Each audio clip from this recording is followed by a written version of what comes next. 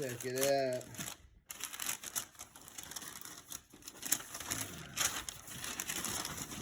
So, we have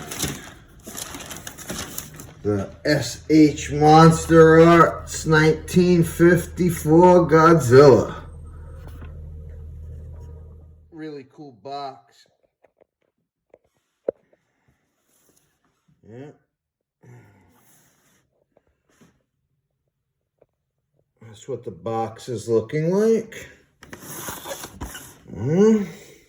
Godzilla.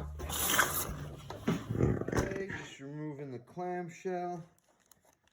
And we're gonna get this sucker out of the box. Okay.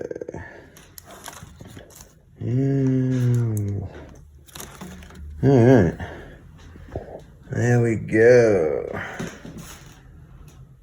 Okay, so this is the SH Monsterarts 1954 Godzilla, or Gojira. This is the original big dog.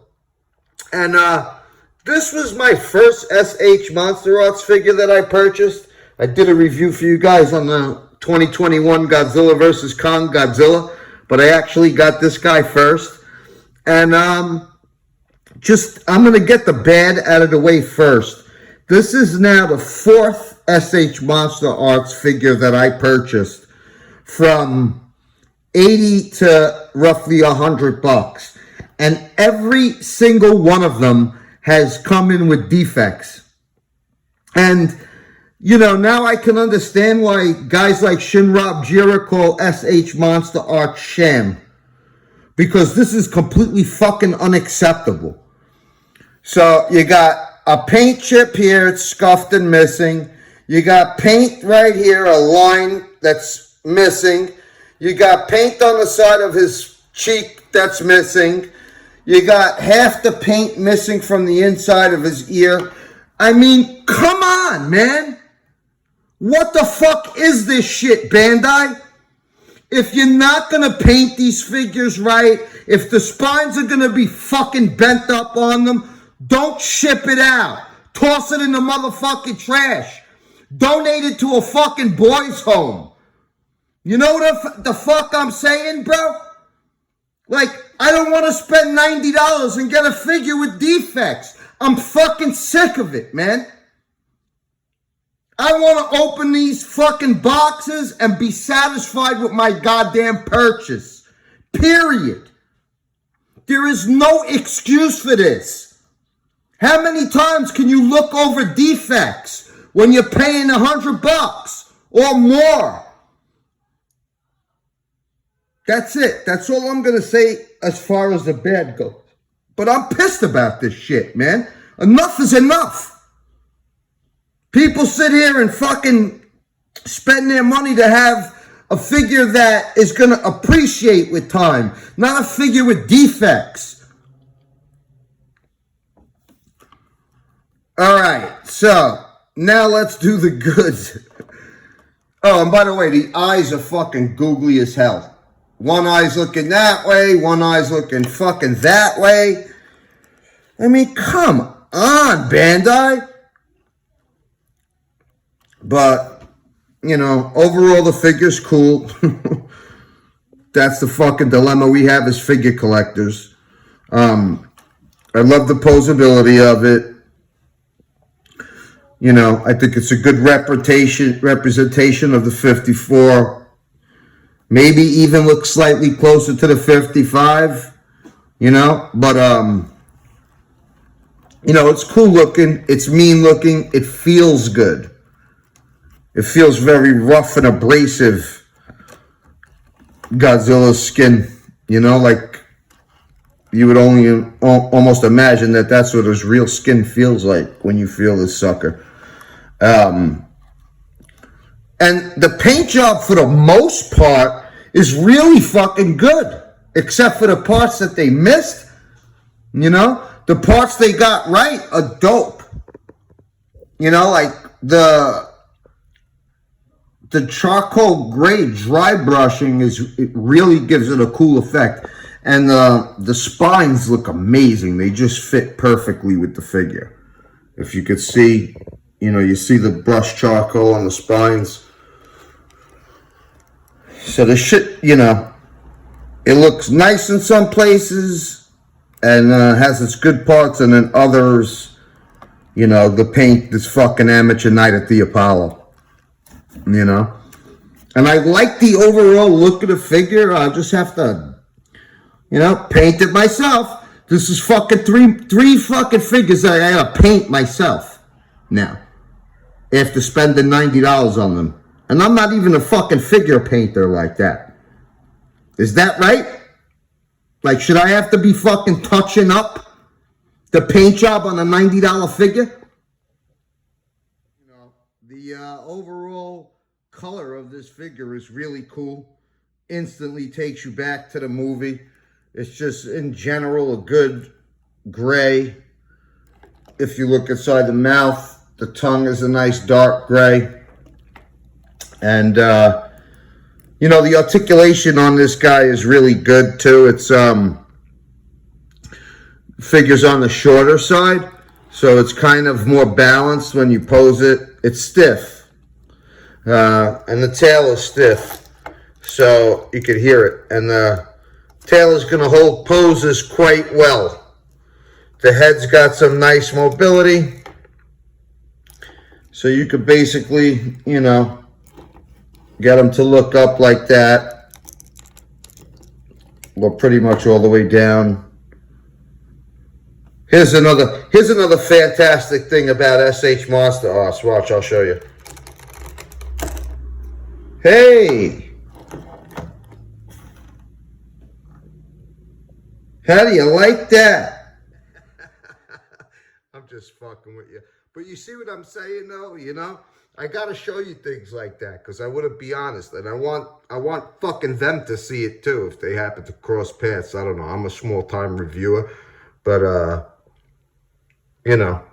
I hope some people who matter see shit like that, because there should be no reason why he's fucking comes crumbling off at the waist. But I mean, like, these are the things we have to eat it and suck it up, but we're paying big prices for these figures, so we have to start demanding better,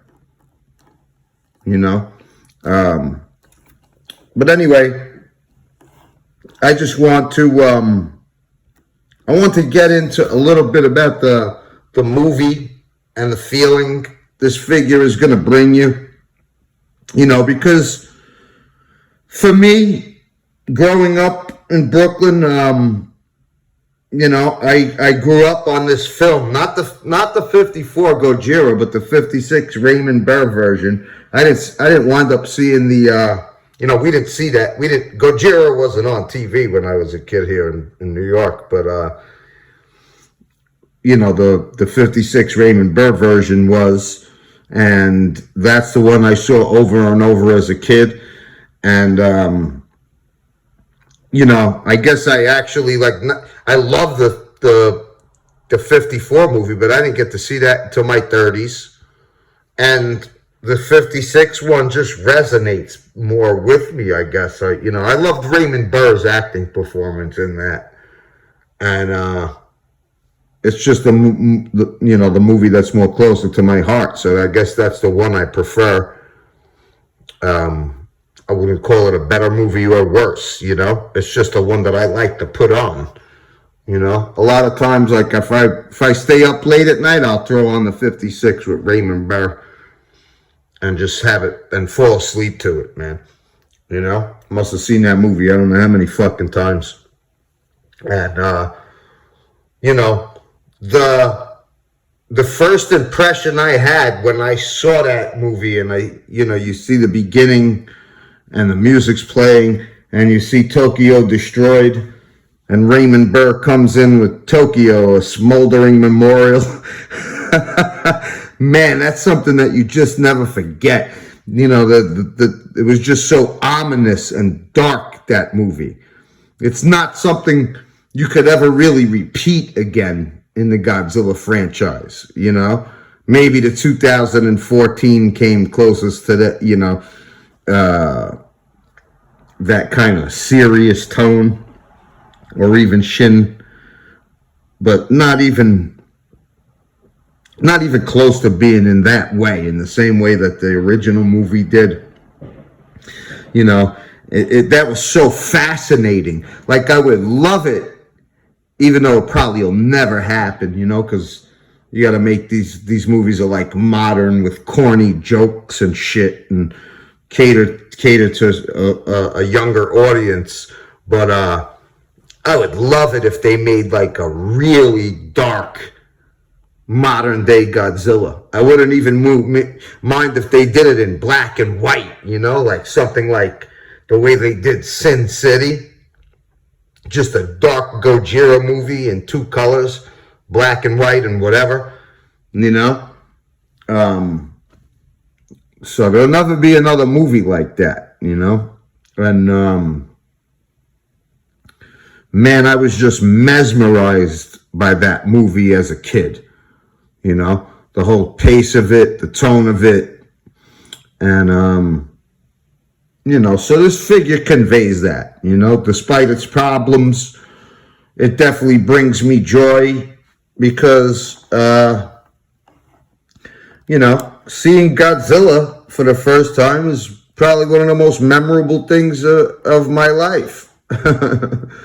I definitely loved it as a kid, and that's the reason why I'm collecting these figures still to this day for that movie, you know? Everything about that movie, the acting was great from pretty much everybody. But in the 56 version, Raymond Burr just did such a good job for somebody that was just chopped and patched into the movie. You know, you let that stuff just fall away and you picture it as if he's in the movie.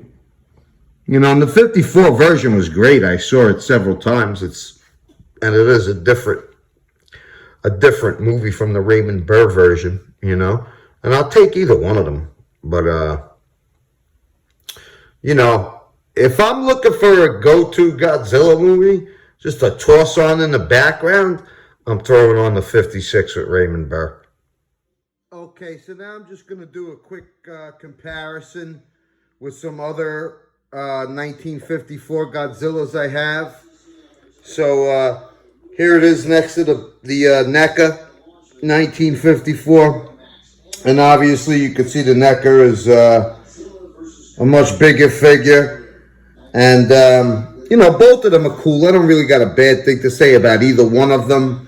You know, overall, the SH Monsterarts might be the more detailed, cooler figure, you know, with the better paint job. But the NECA nails it also, you know, as far as the suit goes. So they both nail the 54 in different aspects. And, of course, the NECA is cheaper. And then we have the Bandai Green Tag 1954, which is the black vinyl version. And then I have the Bandai Pink Tag 1954, which is the lighter gray vinyl. And then we'll have the Bandai 60th Anniversary 1954, which I got recently. Cool figure in its own right. This one I actually thought it looked weird at first, and I didn't want anything to do with it. And I got it for a good price, and it's a much cooler figure in person. So, I mean, yeah. So far, these are all of the 1954 Godzilla figures that I own. And I'm sure I'll be getting more because the 1954 Godzilla resonates with me probably more than anything else. But peace out. Thanks for watching. Go get you some Goji.